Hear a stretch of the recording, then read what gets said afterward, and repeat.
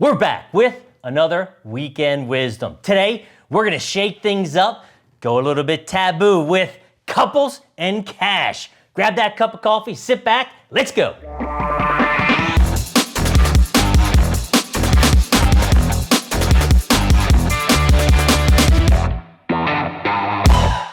Hello, this is Michael Loftus with Wealth and Wisdom TV, where education is the key to a successful financial future. First time here, I am a practicing financial advisor. We do regular market updates, latest up here. We do educational videos like today and straight talk. So if you like what you see today, please do consider subscribing, smashing that like button. So today we're gonna do something a little bit different for our channel, maybe even a little controversial.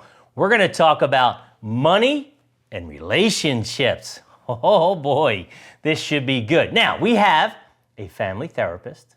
We also have a divorce attorney who happen to be married. This is gonna be something else. All right, so today I have Julie Bullitt, I have David Bullitt, so introduce yourselves and tell me what you do. I'm, as you said, David Bullitt, divorce lawyer for 35 years and married to this woman for almost 35 years. Yes, and I'm right. Yeah, it's going okay. Going okay. I like to say the happiest 17 years of my life. There you go. There you There you go. go. I'm Julie Bullitt. I'm a family therapist, and I've been practicing also for 35 years. Okay, so with all that experience, they wrote this book, and yes, I read it. It's called The 5 Core Conversations for Couples. Effective communication, a long-term financial plan, you know I'm going there, parenting strategies, mutually satisfying, I'm gonna stay away from that one fine, today. that's another one. Okay, and work-life balance. So let's build up to the finance side, and let's talk about this, because clearly two different sides. Work-life balance, not just you, but situations where you've helped people get through that. Being a workaholic, let me know about that. Go ahead, you start. Yeah. So, a lot of couples come to my office before they hit his office. So generally, I try to say that I save couples, and then when I can't save them, he takes care of, making them not a couple anymore, the divorce part. So couples come to my office, and often we do have, differences in work, balance, and generalized. There's males and females that both are workaholics or work too much, and it's really hard to get a balance, especially today with all the technology, people working from home with COVID. I think it's especially gotten even more difficult to put a stop onto your workday. And then what happens is relationship time together, time with the kids suffers from that because you're working too much. I like to call it, it's like a malaise creep, right? I mean, how long have you been married?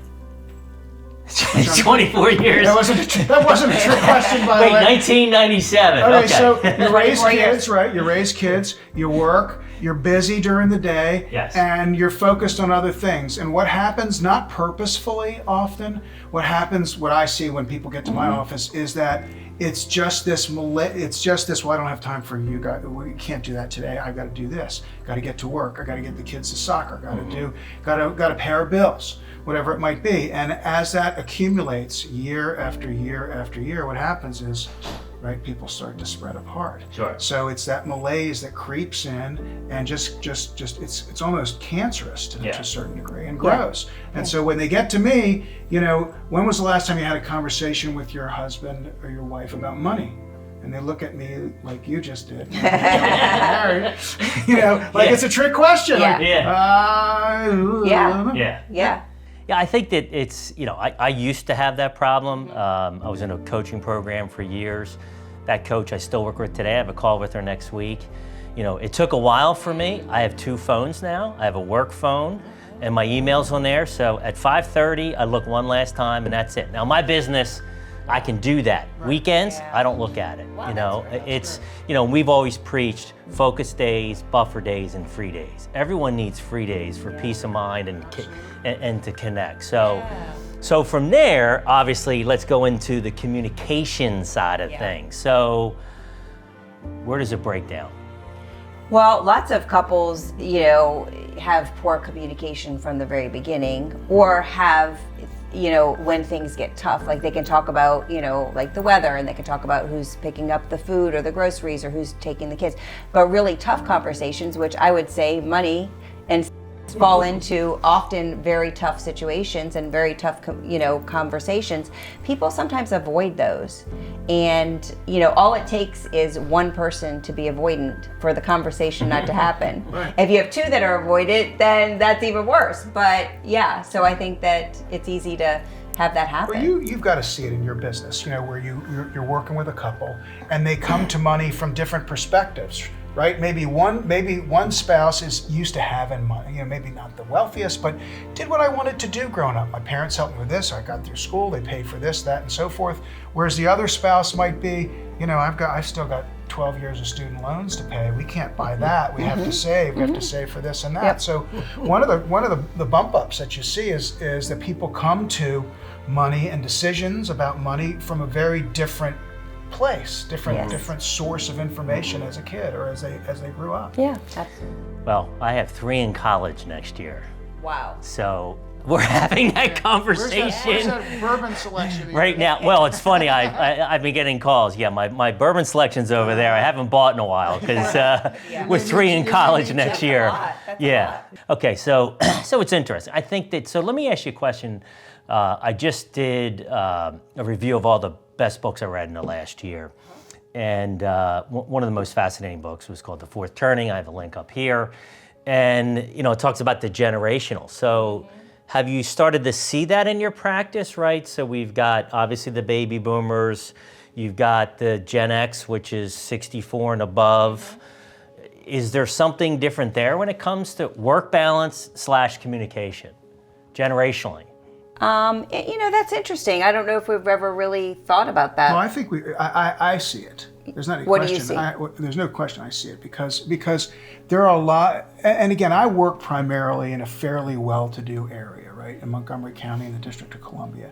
So you see a fair amount of younger couples who are used to certain things. I'm talking about couples who maybe got married at 24, 25, 26 years old, and now they're 29, 30, and life isn't the same with my spouse as it was when mommy and daddy were taking care of everything. I actually have to pay attention to what I charge on my credit card, and that causes conflict. And again, it's different. It's going to be different in different places. But what I'm seeing is a lot of younger couples with a lot of scratching over money because you didn't have to make decisions as a kid. And we as parents, we want to protect our kids often, as Julie knows. But sometimes that's not a good thing. It's definitely not a good thing when it comes to real life and paying for bills. And so what happens? Well, all of a sudden, our credit card bill's $7,000 or whatever it is. What do you mean? I just bought those shoes that I wanted. I shouldn't be able to get, and that causes trouble, causes conflict, and that bleeds into other parts of your relationship.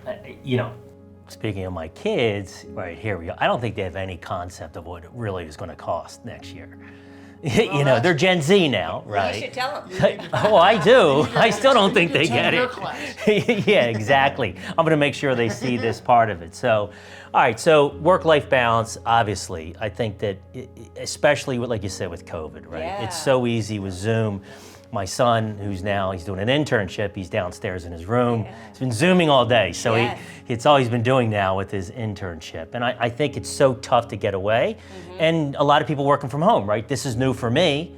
That's why I force myself to work out from home, take the dogs for a walk, just get up and walk around and clear your head, and then put it down. Right, putting it down. Yeah. That's the part that is tough for people. Yeah, and I'm so bad, just so you know.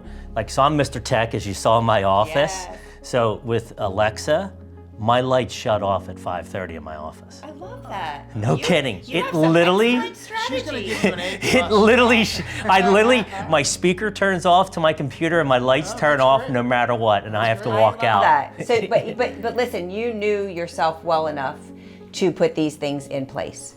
Absolutely. So you don't tell You Alexa have I need to. another 30 minutes. She's just off is on. Yeah. Off is off. Right, but that's good. I mean, that's good. And if you can't do it yourself, so if you don't Yeah. have the self-regulation to Yeah. turn things off, you've created systems to help you do that, which is fabulous. Well, it was interesting because when I had the office before, I would come home and still do another hour of reading, and I was told that I was on my iPad and I wasn't present. Correct. Right? So I changed that behavior. So That's it's great. the same thing. So ratchet you back 25 or 30 years ago to your father or to an uncle or somebody. The iPad is the same as what the newspaper used to be. Yep. Right? You know, you'd come to the table and mom or usually in those days it was dad is sitting behind his newspaper. And the life goes on. Dad's reading the paper. We had a rule: no reading at the table. No reading at the table. No reading at the table. And we didn't have the no phone rule because there was no phones that were coming to the table. They were on the wall. But we had no reading. Well, it was easier then to try to keep that away. Yeah. Now we're so tethered to technology. Yeah. And our phones, it's more difficult. And then Yeah. now you're looking at the paper on your phone, on your iPad. Yeah. It's easy not to be present. All right, so let's go where no financial advisor wants to go. Sounds like a Star Trek episode. It does, right? Money and relationships.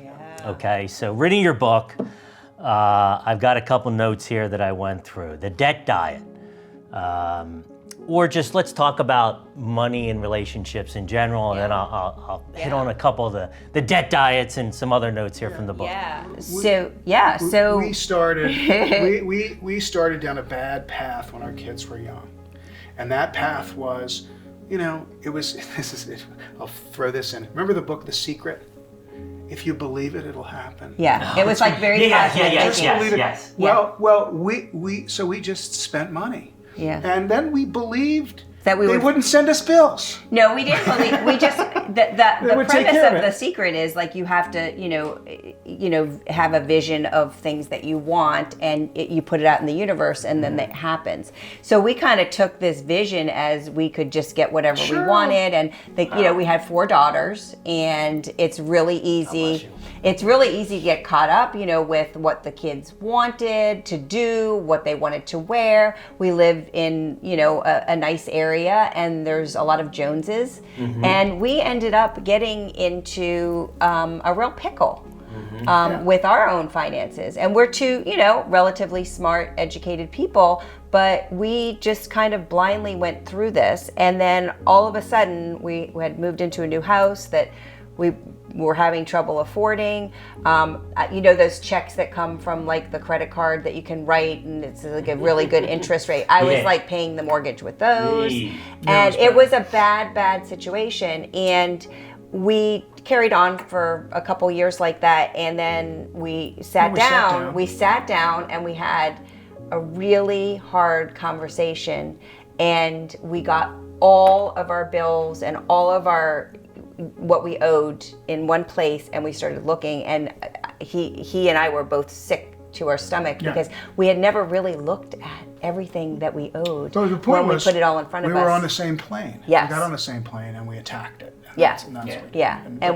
But that for us, we were able to say, okay, we're not going to let this tear us apart. We're going to dig in and do it together. And let me just say, it was terrible because I was saying, okay, you can't play golf anymore, and we have to unjoin the country club, and he'd be like, well, you have to unjoin the gym, and you have to stop, having a babysitter on Wednesdays. So the tit for tat, which you see in couples, especially around money. Yeah. Right? Like, oh, you did this, you do that. Yeah, right. So, we fought a bit, but we came together, and it was really, really hard. But we like a project, so we kind of tackled it as a project, and like we sold cars. Not professionally, we got rid of cars. No, we got rid of cars. We got more practical cars, and we did a lot of stuff. We stopped eating out so much. I was cooking. We were couponing. I mean, we were doing it. And I was very public about it. I'm like, okay, we're on a debt diet. So like somebody would say, do you want to meet us for dinner? I'm like, nope, sorry, we can't. We're on a debt diet. And I'm like, please stop telling people. Just say we can't make it. Well, that's the other thing is that some people find it embarrassing that they get into a financial, situation like that. Mm-hmm. But I'm very public with things that we've gone through that are hard because I want people to know that they're not alone. Mm-hmm. And that's why you wrote the book. Yeah. So we shared that. We shared that, and I think it's important for people to know. Well, so it comes down to communication is really what it comes down to, Absolutely. right? I mean, you're telling my story, right? So I went from a high-level executive in corporate, okay? Then the crash came, Right. okay? The house you're in now, our last house was literally 4 times the size of this, right? We did all that, right? The beach house, Yeah. the big house, 3 cars, right? I mean, I had the big leases, Yeah. and then we went, on a budget. It about, I think she's still unhappy about that, my wife. But it's the same thing, right? The smaller cars, Yeah. and I started a business from scratch and didn't take a paycheck for 2.5 years. Yeah. So that was brutal. Yes. You go from one lifestyle to another, Yep. and budget is not anyone's favorite word. But having Yeah. you both having you both talking about what you're doing and being on the same page, as opposed to one going one way and one to go in the Yeah, other. and then they show up in David's office if there's that's no the question situation about of that you can't agree on what to do. But it's the future, right? A long-term financial plan. I preach that all the time, right? And we have, for our viewers, we have a deal for our Wealth and Wisdom viewers for a financial plan. And I don't think a lot of people even think about that because they don't want to address it, right? Because it's not today, right? The idea of a financial plan is to look 20 years out when you want to retire. And what does retirement look like? Right. And then with some people, that's an eye-opener, right? With some people, it's, hey, I can retire early because they did the right things. Right. I mean, that's a lot of my clients. I'm very fortunate. Yeah. But at the same time, I have some clients who have spent too much money, and I've had to say, hey, you need to slow down for a Yeah. couple years. Right. Okay, I get you want to enjoy retirement, right? And you have to have that conversation, and sometimes I'm the bad guy in that conversation. Yeah. Because at the end of the day, the plan doesn't work. Right. I can do X in performance, but if you're spending more than what the portfolio is making, I tell everyone Sooner or later, there's going to be a problem. Yeah. it's surplus or deficit. Yeah, right. Yeah. That's exactly what a financial plan is. Yeah. So, Gotcha. all right, so let's talk about, in the book, some of the different things. And, we had this conversation as we prep for this, right? I've got both, right? Some female clients don't want to be involved. Some male clients don't want to be involved, okay? Why is that? Well, I think it's, sometimes it's energy and sometimes it's interest. And I think that sometimes, if he's going to empty the dishwasher, I don't need to go over and watch him do it. Like, he can take care of it. So some people view finances as something like that. Like, okay, you know what, that's your domain, okay? However, we talk about this in our book. I need to know how to empty the dishwasher. Right. Even if it's his chore, I need to know about it. So that's a very important point, especially with money. The person that maybe takes care of the money that's great that they do it, but the other person needs to know if something happens to them, how to do it. Well, she tells a good story in the book about your grandmother. Learn to drive before you're 65. Yep. Yes. Yes. On my notes. Yeah. So my grandmother was she was a lawyer. She was an educated woman. Back then it was, she was smart. She was great. She ended up working with my grandfather in his electronics store instead of being a lawyer after she went to law school. And he liked to drive, and she didn't love to drive, but she knew how. And so she stopped driving, and he drove everywhere. He had a stroke, and at 65, she had to learn to drive again. She actually took driver's ed, and she was a horrible driver. It was scary. But what I saw is, a very strong woman that stopped doing something, so she didn't know how to do it anymore. And it's not that she wasn't capable, because this woman was a very capable woman. But that's just the premise of the concept of so many things, including money. That you need to know how to do it. Even if you're not doing it daily, you need to know about it. You need to know where where the bills are. You need to know where the wills are. You need to know where money is going, where it's coming from. And some people just blindly. So I'm going to call you out on that. Okay. In the book, you say you sit down, you go through it, and you yawn. You looked at all my charts in there, and you got all perplexed. So is it money, or what about investments? Well, that's an interesting question. Yeah. Right? They're two different things. Yeah. There's no question about. To be honest with you, Julie for us is much more interested in looking at individual companies and stuff. She knows what she likes. I want to defer it to you. Defer it to the guy that's handling our stuff. Or the lady. Or the woman, Yeah. the person, and come to me and say, here's what I think we should do, A, B, and C. Think about, okay, we'll do B. Julie's much more involved for us. I don't know that both, I don't know that it's necessary for both partners to have the same involvement when it comes to specificity of investments. Right. I don't Okay. think. Right. I don't think. fine. I think them knowing. Yeah. I think them knowing that Michael Loftus is who you call if something happens to me. They need to know where it At is, the where that very money least, is. they gotta know that. Yeah. And this is funny because I have I don't even know the correct term. You can tell me, but my money that I have for retirement is invested in not as safe stocks, and he's much more conservative with his retirement, and I'm much more, what do you call it? Aggressive. There's more in my account. So. So I'm much more, aggressive. Yeah, I'll take more risks with my money. Which is the complete opposite of 90% of my couples. Yeah, really. Yeah, which is very interesting. So, yeah, I mean, I think that, for me, I always talk about, in my opening, right, it's education and communication. Yeah. It's about why we're here today, right? Yeah. And, I've mentioned I've only had one couple divorce since I've been doing this, but I do have widows, unfortunately, okay? And it's been good to see, and they happen to be the, women, and they watch my market updates, and, they'll say, I don't understand, or I have questions, I like it, and that's great to see.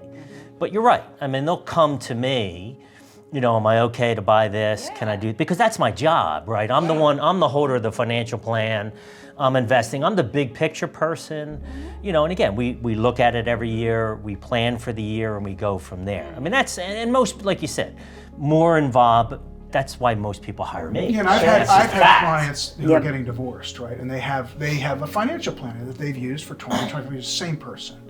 And in certain circumstances, you talk to the client about, well, what are you going to do? Now we got to split these accounts up. We're going to move yours here, got to move yours here, got to do whatever it is we have to do, roll retirement accounts over, whatever the case may be, or if there's a court order to direct retirement monies get moved over.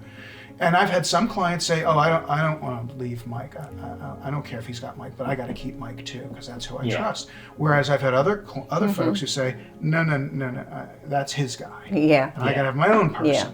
And I think what happens to someone in your situation, it puts you in a difficult, because you've worked with both these folks. Maybe you've talked more to mom or to dad over the years, but you've worked with both these folks. Now all of a sudden, they're both calling you and saying, well, when I'm splitting the account up, do I need to worry about what we paid for stock A or stock B? Because what if I want to sell it? Is that going to matter? And then now you find yourself in this middle of what might be a pull and tug between these two folks about how they're trying to resolve their divorce case, and that could cause you issues. All right, so we've touched on a lot of great topics so far. The one piece is a lot of people find this surprising, but I'm type A. Okay, so I like control, right? Yeah. I know, right? Control, right? Control, and I'm not that bad, right? Well, yes, I am. But so let's talk about control. Now, for me, I want my wife to be more involved. Okay, personally, I would love for her to take over part of the finances. But let's talk about that control. Is it an issue? Is it a male problem? A female problem? Is it a earner problem versus the lower earner or stay at home? Like there's a big dichotomy going on there of how this can control a relationship. Yeah. And, everybody, as David said, everybody comes to relationships with a different definition, of what money means to them. So some people want money in their bank account because it makes them feel safe. And others want to, live their life and enjoy it, and they enjoy it by spending it. So if you have two different people and there's two different perspectives, then what happens in the relationship with money is often some control things happening. Like I want to save it and he wants to spend it, or vice versa. And if you have some control issues, which a lot of people have control issues, it can really get in the way of relationships and create a lot of havoc. Yeah, I had a client who, and when early in her relationship, it was fine. and it was prior to all the technology we had. She would have to bring receipts home for what she bought, whether it was at the grocery store, whether it was a cup of coffee at Starbucks, whatever it may be. She had to turn her receipts in. To her spouse? To her spouse. Turned them in. But That wouldn't have lasted very long at my house. Under the auspices of, well, it's just going on my spreadsheet, seeing where we're spending things. But in reality, he's watching what she's doing. Yeah. And so at first, that didn't bother all that much because he was working to make sure they had the right amount of money to spend on A, B, or C. So now you fast forward 10 or 15 years later, and now it's all electronic. So she goes to Starbucks and gets a coffee, and then she gets a text. What did you get at Starbucks? Yeah, $5 or whatever it was, latte or really controlling. Whatever it is, it's some coffee shop. Yeah. And so that was a real control issue that ultimately broke their relationship back. I mean, at some point, she said, I'm not giving you my receipts anymore. I'm not telling. And stop texting me when I went here and got a pair of shoes or went there and got a dress, whatever it may be. Yeah. But that was a real control, but it changes, right? So first, okay, that's fine. Right. But now all of a sudden, right. It's creepy. Yeah, it's now creepy. Now it's creepy. It was creepy. It was for information, and then now it takes on a new meaning when it's So how about the idea of husband and wife each having a separate account for fun things? Yeah, I don't mind that. In fact, I think that my mom told me that I should always have a little bit of my own money.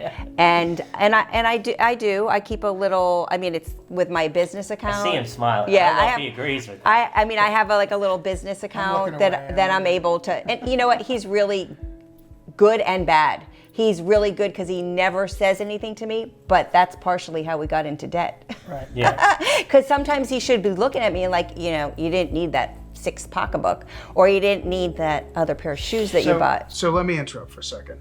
So when you're talking about having a little money set aside, because I'm going to go on a golf trip with my friends, and I don't want to pay for it. I'm going to have my own pocket money. It's not going to affect our budget, whatever it might be. That's one thing. What's a totally different thing is when people get together and they say, all right, I'm going to pay for this checklist of things from my account. You pay for that checklist of things from your account, and that's how we're going to run things. And that's what they do. And then guess what happens when they get to my office?